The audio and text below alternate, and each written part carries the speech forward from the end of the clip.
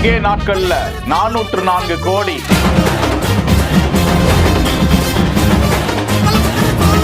தமிழ் திரைப்பட வரலாற்றையே மாற்றி போட்டிருக்கும் கூலி.